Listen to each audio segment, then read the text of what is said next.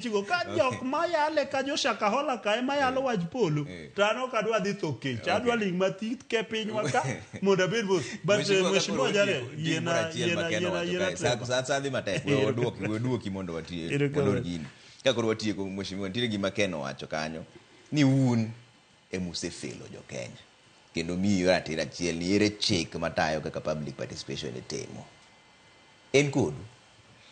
Erokamano ahinya. Mokwongo ing'e ni ndiko mar Jehova wacho ni jaricho ringo makata ng'ama lawe runge.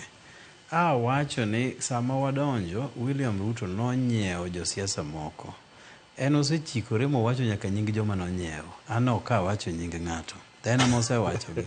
Mochako chikore owacho ni moko nigi pesa mang'eny ma ng'ama nyalo nyiewe onge. Jok minyiewo gi te nigi pesa. Emomiyo wawuoye moral fabrics. Nitiere ng'ato moonge kata nduru to ka nitiere gima dwa compromise integrity negi pesa to yie weyo. Oweyo mar adiera. Omiyo kik ikaw ni ka ng'ato nigi pesa to ok nyal nyiewe. Jo pesa go be minyiewo. To ka luongo nying ng'ato en oluongo nwa moko. To dong wange wabunge wa manyocho yie tiyo gi Mar ariyo, chik constitution ma Kenya noketo ni nyaka gimoro amora kale lwet jopiny. Tiende ni teko mane Moi gini nigo cha nomagi makoro duoge ne japiny. Emomiyo article 1 mar chikwa wacho ni sovereignty mar piny, teko mar piny ni e lwet jopiny. To ginyalo donate, giolowa jotelo moyier e yo makare. Koro ka gidonate to wa exercise to pod gin gi power mar recall. Emomiyo ne owachi ni ok dilok pen chik mora mora ma ok ipenjo weg chik no kata weg piny no. Gima pok wa describe maber en gima dho ngere luongo ni threshold.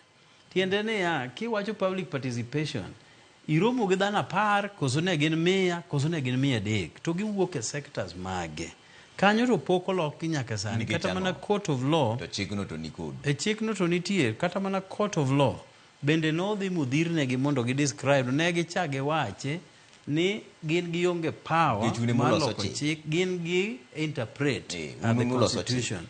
Koro nitiere process ma public participation ose gundhe monego bi e nyim bunge mondo chak yale.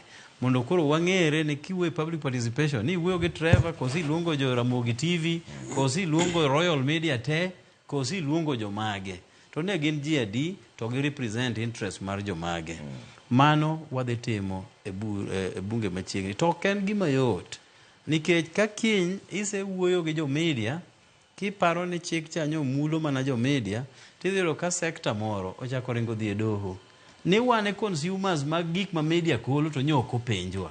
Omiyo en gima convoluted, en gima bet tije tek to wadhi temo ng'iye mondo mi Kenya for once obed gi chik motenore kod public participation. Okay.